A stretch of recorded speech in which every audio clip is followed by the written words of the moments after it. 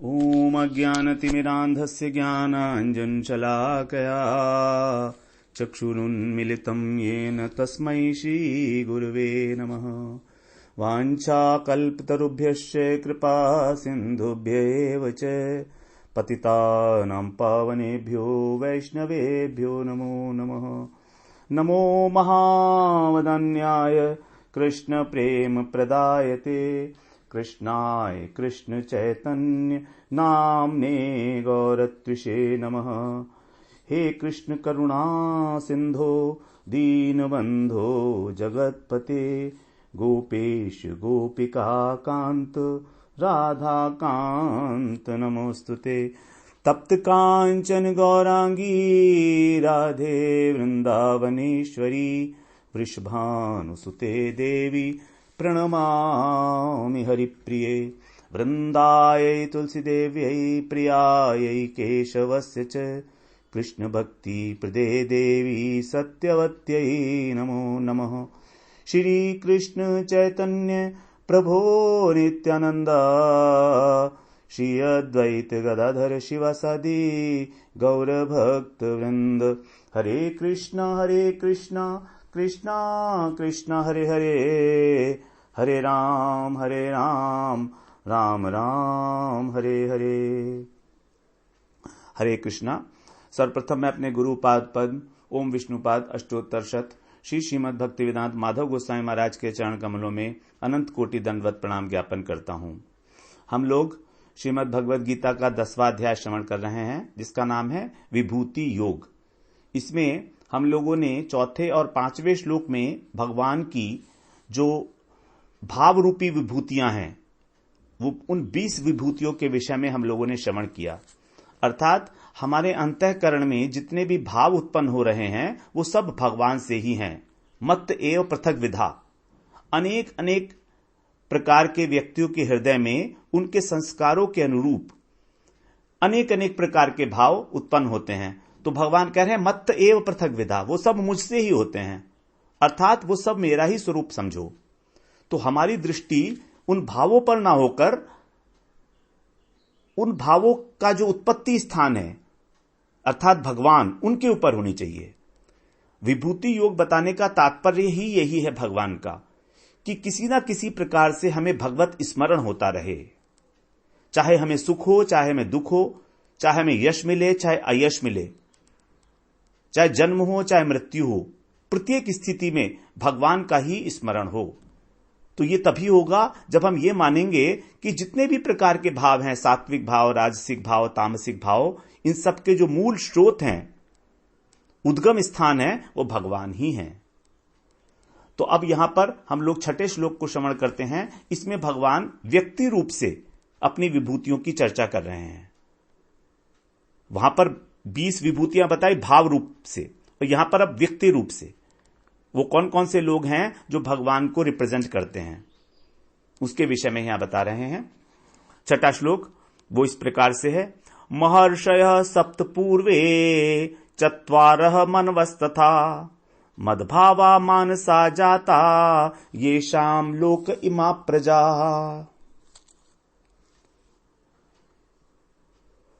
तो भगवान इस अध्याय में हमको योग और विभूति के संबंध में बता रहे हैं। विभूतियों में क्या है? देवता प्रधान है।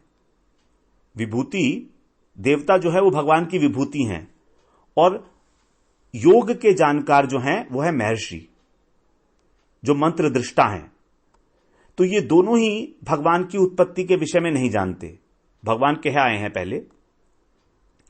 और हमारे अंदर जो भाव की उत्पत्ति होती है वो भी भगवान से होती है। तो जो भावों की उत्पत्ति है वो आध्यात्मिक सृष्टि है। सृष्टि 3 प्रकार की, आध्यात्मिक, आधिदैविक और आधिभौतिक। तो आध्यात्मिक सृष्टि जो है वो है भाव रूपेण सृष्टि, भाव रूपी सृष्टि। आध्यात्मिक का मतलब होता है मन में जो भाव उठते हैं। अब इस श्लोक में भगवान 2 प्रकार की सृष्टियों का वर्णन कर रहे हैं, आधिदैविक और आधिभौतिक। तो यहां पर कह रहे हैं महर्षय सप्त, अर्थात 7 महर्षि, जिनको सप्त महर्षि भी कहा जाता है, सप्त ऋषि कहा जाता है, वे और इन महर्षियों से पहले पूर्वे, पूर्वे माने पूर्व में कौन है? चत्वारः। ये चत्वारः कौन है? जो सनकादिक ऋषि हैं, सनक, सनंदन, सनातन और सनत कुमार, जो हमेशा 5 वर्ष की आयु वाले रहते हैं, ये इनके बारे में कहा चत्वारः। और इसके अतिरिक्त मनवस तथा मनु, 14 मनु, ये सब के सब। 7 महर्षि, 4 सनकादिक ऋषि और 14 मनु, ये सब, ये कौन है? मदभावा मानसा जाता। भगवान कह रहे हैं मानसा, मानसा माने मन से, मदभावा, मेरे मन से उत्पन्न हुए हैं। जाता माने उत्पन्न होना, तो मेरे मन से उत्पन्न हुए हैं। और कैसे हैं? मदभावा, अर्थात मुझ में भाव रखने वाले हैं। भाव क्या मतलब? श्रद्धा और भक्ति रखने वाले हैं। जो 25 व्यक्ति बताए, ये सब भगवान के अंदर ही श्रद्धा रखने वाले हैं। और ये शाम लोक इमा प्रजा, ये शाम माने जिनकी, लोके माने इस लोक के अंदर, जो ये इमा माने यह, प्रजा माने संपूर्ण प्रजा है। अर्थात इन्हीं की, जो इस सारे ब्रह्मांड के अंदर प्राणी दिखाई दे रहे हैं, वो सब इन्हीं की प्रजा के अंदर आएंगे। इन्हीं से प्रजा की उत्पत्ति हुई है आगे। तो जो सबसे पहले उत्पन्न हुए हैं उनके विषय में यहां पर बताया गया है। 7 महर्षि, 4 सनकादिक ऋषि और 14 मनु। तो पहले भगवान ने 20 प्रकार के भावों का वर्णन किया, उनको अपनी विभूति बताया। अब यहां पर भगवान अपने से उत्पन्न जो ब्रह्मांड की प्रजा है उसका वर्णन कर रहे हैं। व्यक्ति रूपी विभूतियां, 25 विभूतियां। 25 विभूतियां कैसे हैं? जैसे 7 तो महर्षि हो गए, 4 चतुसन हो गए और 14 मनु हो गए। इनको जोड़ेंगे तो 25 आएगा। 7 + 4 + 14। ये सभी जो हैं, जितनी भी प्राणी हैं इस ब्रह्मांड में, उन सब में ये विशेष हैं। और इन्हीं से आगे सारी जगत की उत्पत्ति हुई है। तो यहां पर विश्व के अंदर जो भगवान के मन के संकल्प से सृष्टि हो रही है, उसका क्रम बताया गया है। महर्षयः सप्तः, जो मंत्र दृष्टा होते हैं उसको ऋषि कहा जाता है। मंत्र को प्रकट करने वाले, दिव्य दृष्टि संपन्न। इनके पास महान ऐश्वर्य होता है, गुण, विद्या इत्यादि से ये अत्यंत वृद्ध कहे गए हैं, मतलब ज्ञान वृद्ध हैं। ये धर्म का साक्षात्कार कराने वाले हैं। तो इस प्रकार के जो 7 गुण हैं उनसे युक्त हैं ये 7 महर्षि। नंबर 1 दिव्य दृष्टि संपन्न, नंबर 2 मंत्रों के दृष्टा, नंबर 3 दीर्घ आयु, नंबर 4 ऐश्वर्यवान, नंबर 5 गुण और विद्या से वृद्ध, ज्ञान वृद्ध, नंबर 6 धर्म का साक्षात्कार कराने वाले, नंबर 7 गोत्रों के प्रवर्तक। जो अनेक प्रकार के गोत्र पाए जाते हैं ना, हम लोग सभी किसी ना किसी गोत्र के अंदर में आते हैं, तो गोत्रों के प्रवर्तक, इन्हीं से गोत्र परंपरा शुरू हुई है। ये 7 गुणों से युक्त महर्षि हैं और इन्हें कहा गया सप्तऋषि। महाभारत में इनके नाम दिए गए हैं।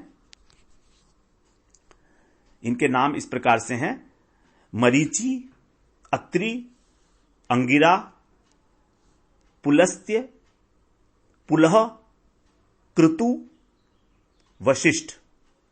ये 7 नाम। तो ये 7 ही जो हैं वेदों के आचार्य हैं। और इनको प्रजापति कहा गया है। प्रजापति का कार्य मतलब प्रजा का पालन करना। इन्हें महर्षि कहा गया क्योंकि ये मंत्र दृष्टा भी हैं। तो ये सभी ऋषि जो हैं प्रवृत्ति धर्म के, 2 प्रकार के धर्म होते हैं ना, एक प्रवृत्ति और एक निवृत्ति। प्रवृत्ति माने जो संसार में लगाता है, और निवृत्ति माने जो संसार से दूर हटाता है। तो ये संसार में लगाने वाले जो धर्म हैं उसके प्रवर्तक हैं, क्योंकि सृष्टि करनी है ना आगे संसार में। तो यहां पर जो सप्तऋषि बताए गए हैं ये वो वाले सप्तऋषि हैं जो सबसे पहले मनवंतर में थे। एक ब्रह्मा जी की आयु 100 वर्ष है। उन ब्रह्मा जी का जो एक दिन है हम उसको कहते हैं एक कल्प। 12 घंटे का जो दिन है ब्रह्मा जी का एक कल्प कहा जाता है। उस एक कल्प के अंदर 14 मनवंतर होते हैं।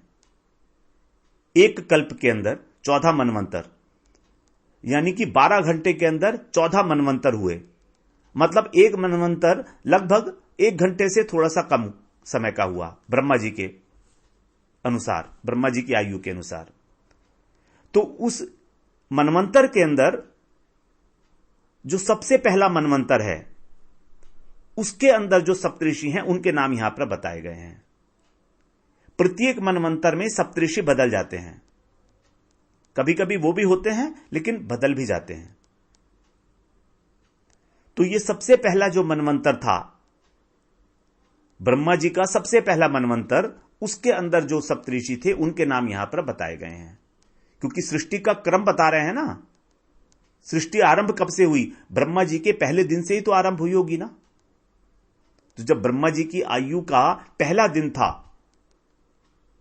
तब उस दिन के अंदर जो 14 मनवंतर थे, उन 14 मनवंतरों के अंदर जो सबसे प्रथम मनवंतर था, उस मनवंतर के अंदर जो सप्तऋषि थे उनके नाम यहां पर बताए गए हैं। प्रत्येक मनवंतर में सप्तऋषि बदलते हैं, इंद्र भी बदलते हैं, मनु भी बदलते हैं, क्योंकि मनवंतर नाम बना ही मनु से है। एक मनु का जो शासन है वो एक मनवंतर तक चलता है, यानी कि ब्रह्मा जी के 1 घंटे से भी थोड़ा कम समय तक एक मनु रहते हैं, बस इतना ही। और उस एक मनवंतर के अंदर हम लोग पता है कि कितने चतुर्युग होते हैं, 71 चतुर्युग होते हैं उसके अंदर। और एक चतुर्युग का परिमाण है, अवधि है 43,20,000 वर्ष। तो इस प्रकार के 71 चतुर्युग, अर्थात ब्रह्मा जी का एक दिन है उसमें 1000 चतुर्युग होते हैं। तो ये प्रथम मनवंतर में जो है सप्तऋषि, और उस प्रथम मनवंतर के जो मनु थे उनका नाम था स्वयंभुव। स्वयंभुव ये प्रथम मनवंतर के मनु महाराज का नाम था। तो इस प्रकार से 7 ऋषि बताए गए। पूर्वे चत्वारः, अब इन महर्षियों से भी पहले ब्रह्मा जी के मन से 4 सनकादिक ऋषि की उत्पत्ति होती है। सबसे पहले ब्रह्मा जी, उसके बाद ब्रह्मा जी के मन से ही सनकादिक ऋषि की उत्पत्ति हुई, उसके बाद फिर महर्षियों की उत्पत्ति हुई है। तो जब ब्रह्मा जी ने तप किया था तो सबसे पहले प्रकट हुए थे ये चारों। सबसे पहले प्रकट होने पे भी ये हमेशा 5 वर्ष की आयु वाले रहते हैं, बालक के रूप में, और इन्होंने प्रवृत्ति धर्म को स्वीकार नहीं किया, अर्थात इन्होंने मना कर दिया कि हम सृष्टि नहीं करेंगे आगे। तो ये निवृत्ति पथ के प्रवर्तक हैं। निवृत्ति पथ मतलब संसार से दूर ले जाने वाला जो रास्ता है उसके प्रवर्तक हैं ये। और इनकी वाणी से हमेशा हरि शरणम इस प्रकार का उच्चारण होता रहता है। इनके नाम है सनक, सनंदन, सनातन और सनत कुमार। सनक, सनंदन, सनातन और सनत कुमार, इन चारों में सन शब्द जो है वो कॉमन है, इसीलिए इनको कभी कभी हम चतुसन भी बोल देते हैं। चतु माने 4, तो ये 4 सन, यहां पर SUN सन नहीं है, यहां पर 100 और 9, तो चतुसन, इनको चतुसन भी कहा जाता है इसीलिए। और इन चारों का स्वभाव एक सा है, बिल्कुल एक सा स्वभाव है, एक ही गुण है सबके, हमेशा एक साथ रहते हैं। और इनकी विशेषता है कि ये भगवत प्रेमी है, भगवान की कथाओं के प्रेमी है, परम प्रेमी। हमेशा भगवत कथा में ये निमग्न रहते हैं। अब भगवत कथा कैसे होगी? इन चारों में से एक तो वक्ता बन जाता है और 3 श्रोता बन जाते हैं, फिर दूसरा वक्ता बन जाता है और बाकी 3 श्रोता बन जाते हैं। और इन्होंने ही सबसे पहले नारद जी को श्रीमद् भगवत पुराण का उपदेश दिया था। जब नारद जी को समझ में नहीं आ रहा था कि भक्ति देवी किस प्रकार से दोबारा ठीक होंगी, प्रसन्न होंगी, तब सनत कुमार उनसे मिले थे और सनत कुमार जी ने उनको भागवत पुराण का उपदेश दिया था, श्रीमद् भागवत पुराण का। तो यह हुआ सनकादिक के विषय में। अब हम बात करते हैं मनु के विषय में। तो जैसे हम लोगों ने श्रवण किया, ब्रह्मा जी का एक दिन, उसको हम लोग कहते हैं एक कल्प। उस एक कल्प में 14 मनु होते हैं, उनका शासन होता है 14 मनुओं का। तो एक मनु का जो शासन है, जो अधिकार काल है, उसको बोला जाता है मनवंतर। और उस एक मनवंतर के अंदर 71 चतुर्युग होते हैं, 71। तो जब मनवंतर बदलता है तो 4 लोग बदलते हैं, 4 प्रकार के लोग, 4 लोग नहीं, 4 प्रकार के लोग। एक तो मनु महाराज जो अधिपति हैं उस मनवंतर के, दूसरा उनके जो पुत्र हैं वो भी दूसरे हो जाते हैं, मनुपुत्र, तीसरा सप्तऋषि और चौथा इंद्र। अभी जो इस समय इंद्र है वो सबके नाम अलग अलग होते हैं। अब जैसे हमारा वर्तमान कल्प चल रहा है, इस वर्तमान कल्प में जो 14 मनवंतर हैं, ये कौन कौन है, इनका नाम क्या है? सबसे पहले है स्वयंभू मनु,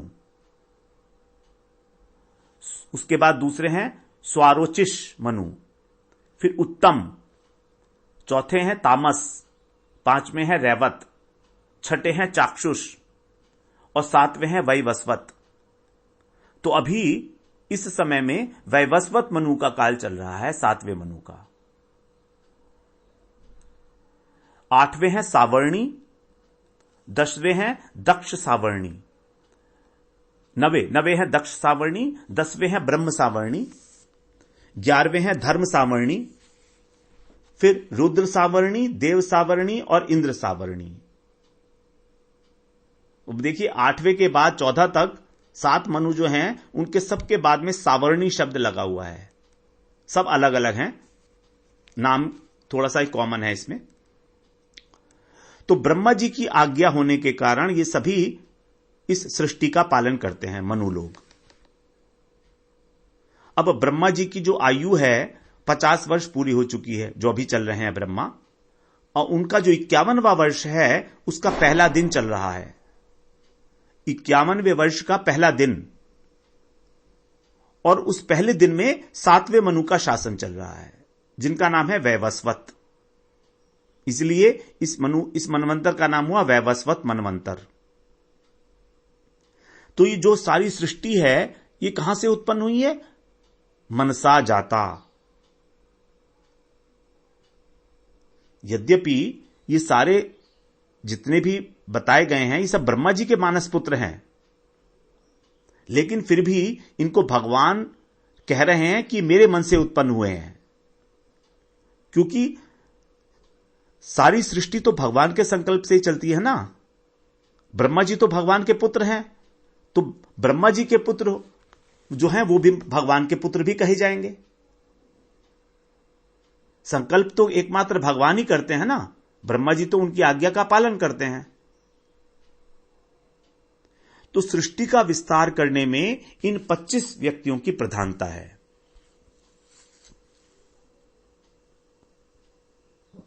सात महर्षि, 4 सनकादिक ऋषि और 14 मनु। फिर आगे कह रहे हैं भगवान मदभावा। मदभावा का मतलब है भगवान के अंदर ही श्रद्धा रखने वाले, भगवान से ही प्रेम करने वाले। इसीलिए भगवान ने कहा मदभावा मानसा जाता। फिर आगे कह रहे हैं येषाम लोक इमाह प्रजा। संसार में 2 प्रकार की प्रजा है। एक तो जो मंत्रों के द्वारा उत्पन्न होती है, और एक स्त्री और पुरुष के संयोग से उत्पन्न होने वाली प्रजा।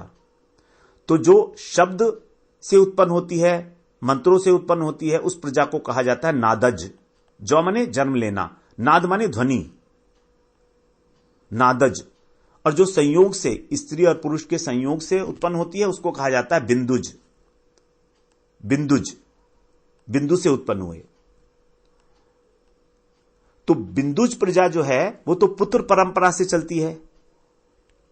स्त्री पुरुष का पुत्र होता है, फिर उसका पुत्र होता है, फिर उसका पुत्र होता है, तो पुत्र परंपरा है। और जो नादज प्रजा है ये शिष्य परंपरा से चलती है।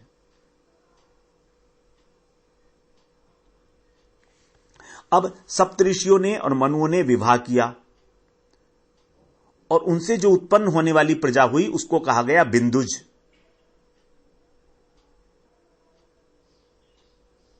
मनु ने विवाह किया और उनकी प्रजा का नाम हुआ बिंदुज। अब क्योंकि मनु से उत्पन्न हुए इसलिए हम सब लोग मानव कहलाते हैं। तो यहां पर जैसा हम लोगों ने श्रवण किया, 7 महर्षि ये तो प्रवृत्ति धर्म के आचार्य हो गए और चतुसन निवृत्ति धर्म के आचार्य हो गए। तो ये 7 महर्षि हमारी जो 7 इंद्र, 7 छिद्र हैं हमारे ऊपर, हमारी ऊपर की जो इंद्रियां हैं उसमें जो 7 छिद्र हैं इसमें उनका निवास बताया गया है। 2 आंख, 2 कान, 2 नासिका छिद्र और 1 मुख। ये 7 हो गए ना, 2 आंख, 2 कान, 2 नासिका छिद्र और 1 मुख। इन सब के अंदर निवास बताया गया 7 महर्षियों का। और जो हमारा अंतःकरण है, मन, बुद्धि, अहंकार और चित्त, वहां पर बैठे हैं ये चतुसन अधिदैव रूप में। तो अधिदैव रूप में मन के देवता हैं अनिरुद्ध, बुद्धि के देवता है प्रद्युम्न, अहंकार के देवता है संकर्षण और चित्त के देवता है वासुदेव। जो चतुर्व्यूह है भगवान का, उसके अंदर यह बताया गया है। चित्त के देवता वासुदेव, अहंकार के देवता संकर्षण, बुद्धि के प्रद्युम्न और मन के अनिरुद्ध। ये सभी देवता हमारा जो चित्त, हमारा जो अंतःकरण है उसका कंट्रोल करते हैं, उसको नियमन करते हैं। तो प्रवृत्ति मार्ग और निवृत्ति मार्ग 2 मार्ग हैं, लेकिन दोनों का फल एक ही है। भगवान ने गीता में भी यही बात कही है, सांख्य योगो पृथक बाला प्रवदंती न पंडितः एकम अपि आस्थित सम्यक उभयोर विंदते फलम। चाहे कोई कर्म योग का आश्रय ले अथवा ज्ञान योग का आश्रय ले, वो भगवत प्राप्ति में ही घटित होगा। क्योंकि कर्म योग का उद्देश्य बताया था चित्त शुद्धि, तो उसके बाद भी फिर वो ज्ञान को प्राप्त करेगा, तो फल एक ही होगा इनका। तो हमारे अंतःकरण में 2 प्रकार के स्वभाव होते हैं। किसी किसी को जन्म से ही सहज वैराग्य होता है और किसी को सहज रूप से आसक्ति होती है। तो जो वैराग्य वाला व्यक्ति है वो निवृत्ति धर्म का पालन करेगा, अर्थात ज्ञान मार्ग में जाएगा। और जो राग वाला व्यक्ति है वो प्रवृत्ति धर्म का पालन करेगा, अर्थात कर्मयोग का आश्रय लेगा। भक्ति योग तो सबके लिए है ही है, उसके लिए तो विचार करने की आवश्यकता ही नहीं है। भक्ति योग उसके लिए तो ना अधिक राग हो और ना अधिक विराग हो, तभी भक्ति योग सिद्ध होता है। तो हम लोग जिस श्रेणी में आते हैं, ना तो हमको बहुत अधिक राग है ना हमें बहुत अधिक विराग है संसार से, तो यही है भक्ति योग। इन्हीं लोगों का भक्ति योग सिद्ध होता है। तो दोनों प्रकार की व्यवस्थाएं हैं शास्त्रों में वास्तव में, कि भगवान की प्राप्ति हो सके। ये नहीं कि प्रवृत्ति मार्ग वाले सोचेंगे कि हमें तो भगवत प्राप्ति हो ही नहीं सकती,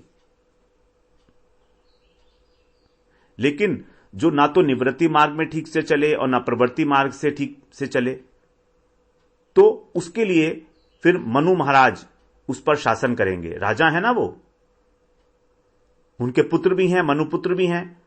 तो मनु और मनुपुत्र दोनों ही अपने आचरण के द्वारा धर्म की शिक्षा देते हैं। मनु संहिता एक ग्रंथ है ना, मनु संहिता, तो उन्होंने उस मनु संहिता के अंदर सब लिखा है कि हमें किस प्रकार का व्यवहार करना चाहिए इस जगत के अंदर, धर्म का कैसे हम लोग पालन करें, और अगर जो धर्म का पालन नहीं करता तो उसको दंड भी देते हैं, दंड भी देते हैं। और श्रीमद् भागवत पुराण में आया है कि जो व्यक्ति भगवान का भजन करते हैं उसका ये जितने भी मनु हैं ये अलक्षित भाव से उसकी मदद करते हैं, सहायता करते हैं उसकी। ये बड़ी महत्वपूर्ण बात है। अलक्षित भाव से मनु उसकी सहायता करते हैं जो भगवान का भजन करता है, क्योंकि सब भगवान के प्रति श्रद्धा और भक्ति से भरपूर हैं। मदभावा मानसा जाता, मदभावा, भगवान कह रहे हैं ना मेरे भाव वाले हैं ये सब। तो अभी जैसे 7वें मनवंतर में हम लोग चल रहे हैं जिसका नाम है वैवस्वत मनवंतर, इनके 10 पुत्र बताए गए हैं।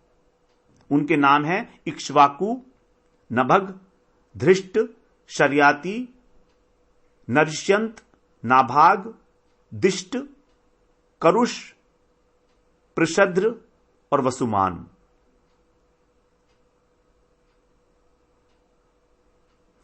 और इस मनवंतर के जो सप्तऋषि हैं उनके नाम भी अलग हैं। जो हम लोगों ने पहले 7 नाम सुने उनमें से अलग हैं ये सप्तऋषि। इनके नाम भी हम लोग एक बार श्रवण करते हैं। इस बार जो मनवंतर चल रहा है उसमें नाम है सप्तऋषियों के कश्यप, अत्रि, वशिष्ठ, विश्वामित्र, गौतम, जमदग्नि और भारद्वाज। अब इसमें से देखिए 2 ऋषि वही हैं जो पहले थे, अत्रि और वशिष्ठ, और बाकी जो हैं वो रिप्लेस हो गए, जैसे कश्यप, विश्वामित्र, गौतम, जमदग्नि और भारद्वाज। अब इन सब की हम लोग विस्तृत व्याख्या में तो नहीं जाएंगे यहां पर कि कौन किसके पुत्र थे, क्या है, किसका क्या किस प्रकार की लीला है। सबकी अपनी अपनी लीलाएं हैं, पुराणों में सब भगवान लिखा हुआ है सब कुछ। तो हम सब अभी कश्यप गोत्री माने गए हैं।